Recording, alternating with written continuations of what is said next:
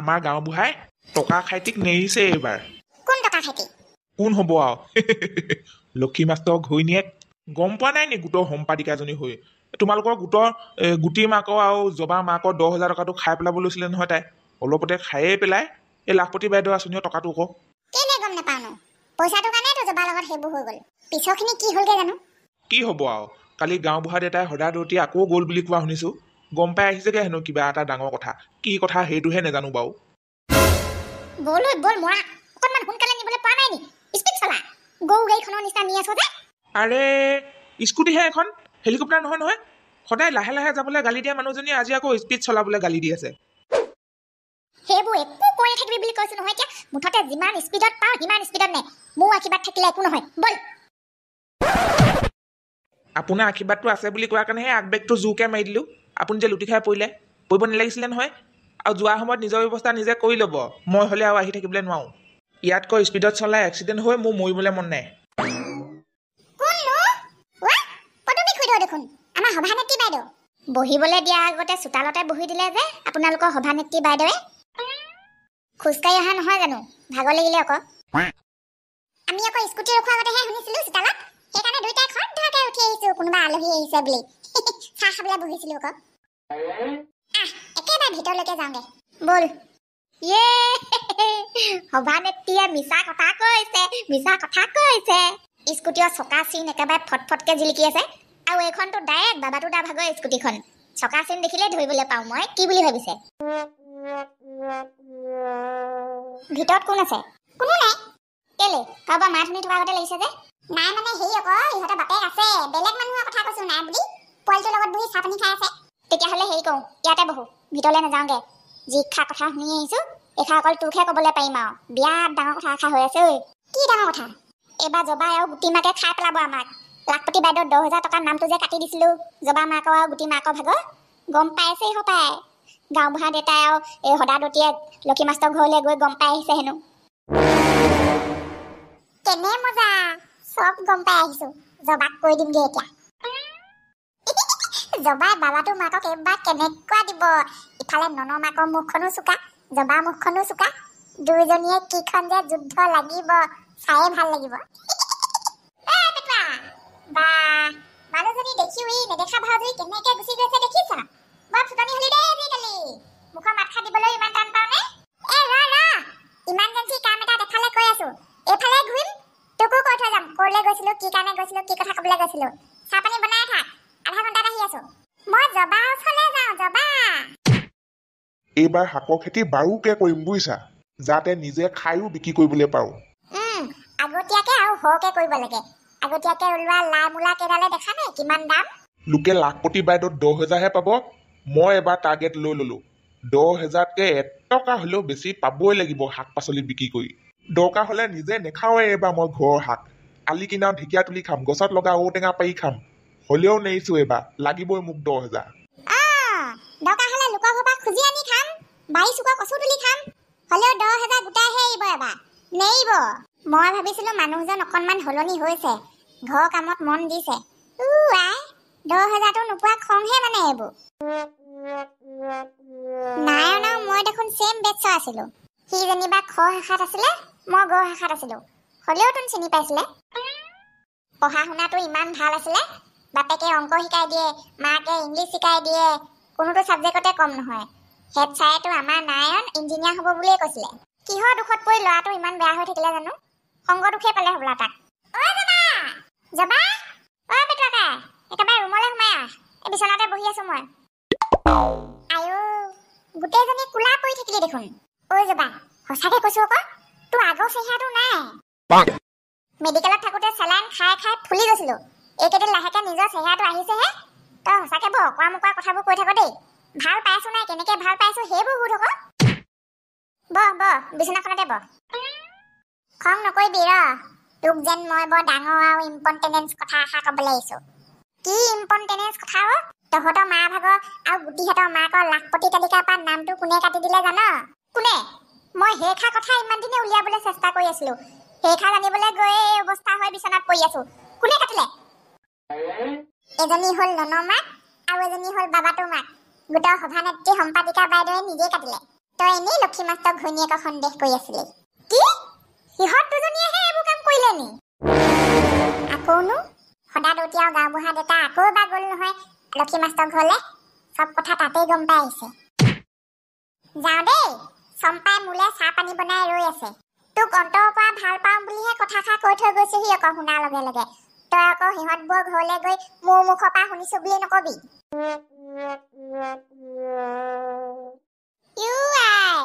এনেকেনো আপুনি কেইচাপ কোৰ মাৰিব হয় দুচাপ মাৰিয়ে ভাগৰে লাগে যদি এপৰ বহিয়ে ল'বলৈ হয় যদি উঠ 10,000 টকা সঁচাকে লাগে যদি এই ৰ'বাহে ভাল চিন্তা এটা কৰি আছো এতিয়া চিন্তা কৰিবলৈকো এপৰ বহি ল'ব লাগিব নে কাম কৰি থাকিলে চিন্তা কৰিবলৈ নোৱাৰে নে কি হ'ব চৰকাৰে দেখোন চাউলখিনি দিয়ে আছে মাহে মাহে ভঁৰালত ধানো আছে ধান ভাগেই থাকি যায় তাৰপিছত ইচ্ছা কৰিলে দেখোন মই ধান বিক্ৰী কৰিয়ে 10,000কে বেছি টকা পাওঁ মিছাতেনো ইমান কষ্ট কৰি থাকো কেলে ঘৰৰ পইচা পালোৱেই কৃষকৰ পইচা পায়ে থাকো নাই বুলি ক'লেও তুমিও পইচা দিয়াচোন চৰকাৰী পইচা মাজে মাজে 2 টকা তাৰপিছত কি আৰু বেংকৰ পৰা পইচা উলিয়াই আনি শাক পাচলি কিনি খালেই হ'ল ব'লা ব'লা মই হ'লে আৰু কষ্ট কৰি থাকিবলৈ নাই দেই কুখন লৈ আহিবা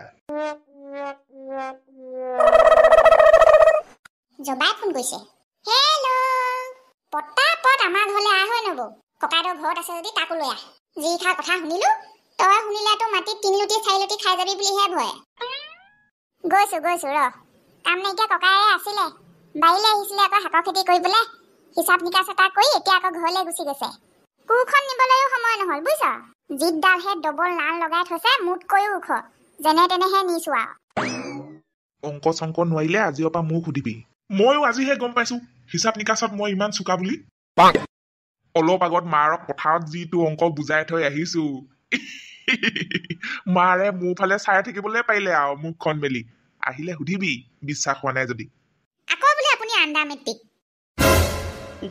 কোনে ক'লে তোক মায়ে যেতিয়া মই লিখিবলৈ পঢ়িবলৈ বেছিকে নোৱাৰো মায়ে আপোনাৰ নাম লৈহে গালি দিয়ে কি কয় জানে কি বাপেকে আণ্ডাৰ মেট্ৰিক ক'ত ল'ৰা চোকা মগজৰ হ'ব একেই ঘোলা মগজ গেধাই হ'ব এনেকে কয় আকৌ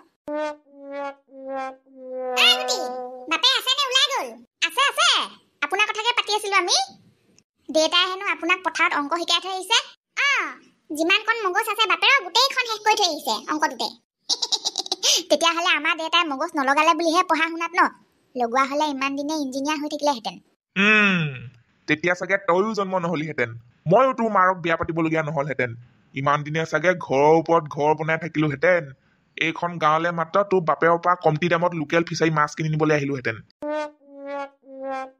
কি হ'ল মুখখন কন্দু বাহঁতৰ নিচিনা হৈ আছে যে ককাই নাহিলে মোকে কচোন কৈ নাথাকিলো মই ককাইৰক খং উঠি আছিলে মোক যি খা কথা শুনিলো তই শুনিলে লুটি খাই পৰিবি সঁচাকে কৈছো আকৌ তই পৰিলে ধৰিবলৈ কাৰণেহে মই ককাইকো লৈ আহিবলৈ কৈছিলো দে কচোন ক ইমান পাক লগাই নাথাকিবি ইমান শক্তি নাইকিয়া নহয় মই পদুমী খুইদক মই ঢেৰ ভাল মানুহ বুলি ভাবিছিলো ননমাক যেনিবা ৰচকী তাইক মই সিমান এটা ভালো পোৱা নাছিলো হ'ল কি পা পইচা নহ'লে পদুমী খুইদেউ মোৰ ওচৰতহে বিচাৰি আহিছিলে গোটৰ ধাৰ মাৰিবলৈ হ'লেও তাই এনেকুৱা কৰিলে কি আচৰিত মাথাটো গৰম কৰি নাথাকিবি ঐ পাগলী গুচি যামগে এতিয়া মই কি হ'ল হে থাক আমাৰ লাখপতিত নাম কোনে কাটিলে জান কোনে গম পালি মানে ননমাকে আৰু পদুমী খুইয়ে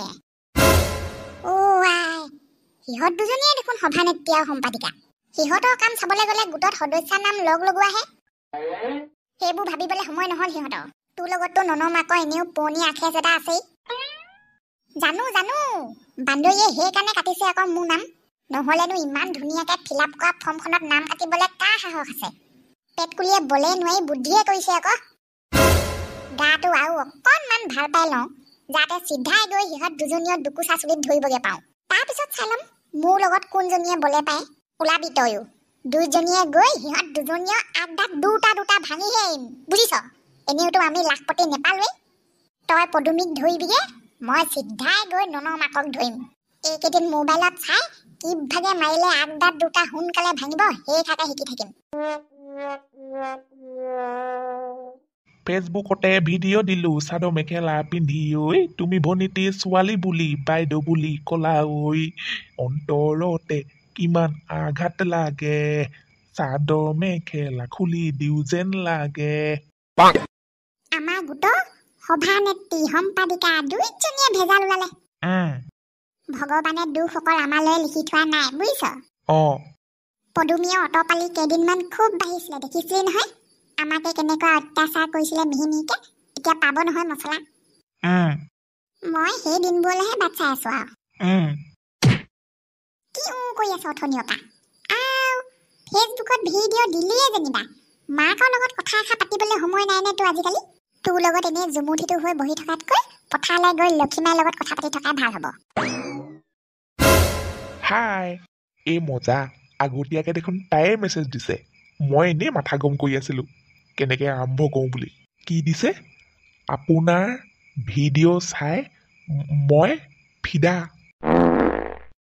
তই মানে গাঁৱত যিকোনো ঘটনাই প্ৰথমতে গম পাও ন আমি মানুহে তেনেকুৱা খাটাৰা কিন্তু এটা কথা আকৌ তই পদুমী ভাগৰ বেষ্ট ফ্ৰেণ্ড নহয় জানো মোৰ এতিয়াহে মনত পৰিছে তোৰ আগত মই এইবোৰ কথা ক'ব নালাগিছিলে চাগে চম্পা পেটত এটা কথা পৰিলে পেটতেই গেলি পচি যাব হ'লেও কিন্তু শকুনি পাতটো নলয় তই একদম চিন্তাই নকৰিবি কাৰো আগতো নকওঁ মই আনকি নিজৰ মতাৰ আগতো নকওঁ মাত্ৰ এনেকুৱা কথাবোৰ শুনিলে আমাৰ ঘৰলৈ আহি মোক টিককে কৰি থৈ যাবি চাহো একাপ খাই থৈ যাবি মিঠাই হেঁতি হ'ব দে খালি সুদা চাহ নোখোৱাবি আকৌ মিঠাইটো আনিয়ে থবি পদুমী পদুমী ক'ত গ'ল পদুমী এইটো মই নকম নে পদুমী এতিয়া কৈ দিম চব হেল্ল' ঐ চম্পা ক ঐ মোৰ বিয়াত দুখ হৈছে বিয়াত দুখ আহিবি মোৰ খবৰ এটা ল'বলৈ পেটুৱা আহিছিলে অকণমান আগত আমাৰ ঘৰলৈ তোৰ কথা আৰু ননৰ মাকৰ কথা ঢেৰ কিবা কিবি কৈ থৈ গ'ল যে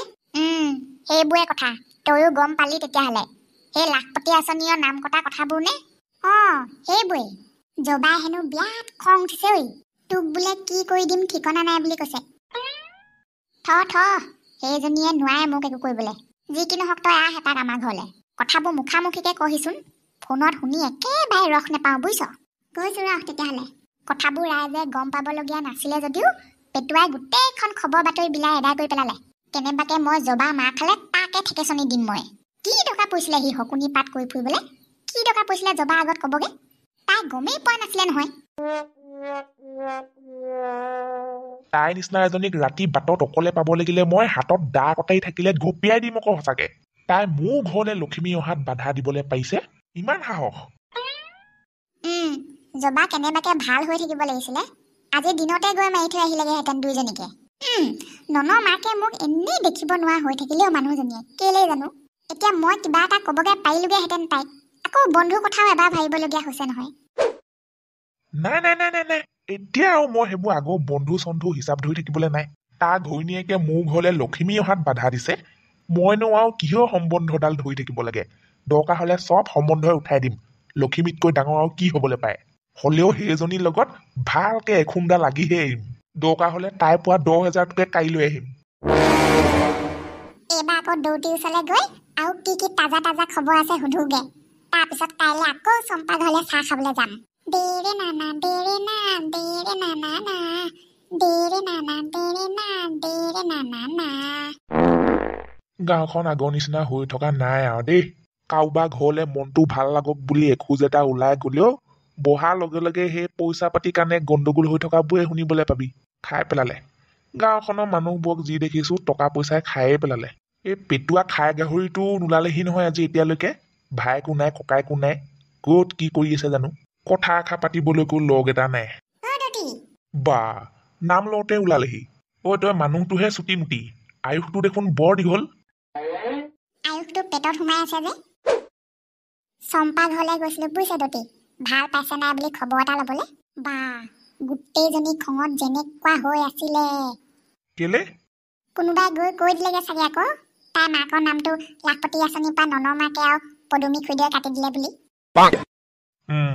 এই গাঁৱৰ গৰু সোপা জানো কমটি বেমাৰী ছোৱালীজনীক সেইবোৰ এতিয়া ক'ব লাগে নে নেলাগে নেখেলাই নহয় সিহঁতৰ মোৰ অকল কথাষাৰ ক'বহে লাগে ৰাস্তাত চম্পাক লগ পালো তাই মোক ৰাস্তাত থিয় সেইবোৰ কথাকে সুধিছে মই আপোনাৰ লগত থাকো বুলি গম পাই যে দতি আৰু আপুনি সেইবোৰ কথা গম পাই বুলি ৰাইজে জানে যে সেইকাৰণে মোকে সুধি থাকে আৰু তেল মাৰি মাৰি নকবি বুজিছ যোনে যেনেকে গম পাই থাকিবলৈ দে সঁচা কথা এদিন এনেও চবেই গম পাবই কিন্তু মতা মানুহৰ মুখেদি ইমান সহজে কথা ওলাব নালাগে পেটতেই পচাব লাগে নকওঁ কাকো কোৱা নাই দতি